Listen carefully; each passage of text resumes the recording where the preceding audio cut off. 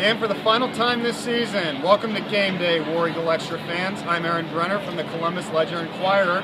We're standing here at Bryant-Denny Stadium in Tuscaloosa, and about 10 yards behind me is where Philip Lutzenkirchen 2 years ago finished off that magical comeback. Auburn was 24-0 down, going after a national championship, and the Tigers stormed back for a 28-27 win.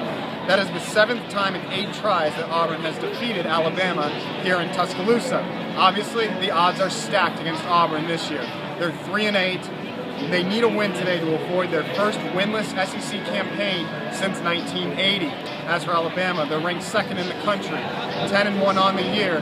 They're trying to win to clinch that berth in the SEC championship game against Georgia next week in Atlanta. You look at Auburn's side of things, they've got a small senior class, but a pretty decorated class. They are going after a couple of milestones today. Trey Mason, we'll start with Trey Mason, the sophomore tailback.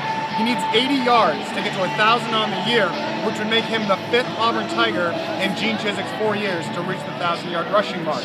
As for Emory Blake, the senior wide receiver, the veteran, he needs 34 yards to get to 2,000 for his career, which would place him in the top 5 on Auburn's all-time receiving yards chart. And then you've got Ontario McCaleb, a lot of milestones on the way for him.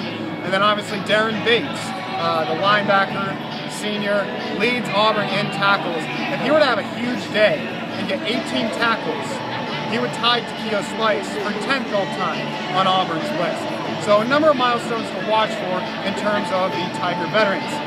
As for the game itself, well, Auburn's going to need a special teams play here or there. That's really the one area where they even compare to the mighty Alabama Crimson Tide. The Tide do have 2 excellent running backs, in Eddie Lacy and TJ Yeldon, and A.J. McCarron, national championship pedigree.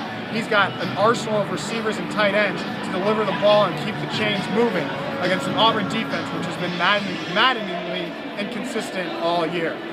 Kickoff's at 2:30 Central today. Right now, a pretty good temperature in the sun, but it's going to dip the temperature as we get lower and later into the afternoon.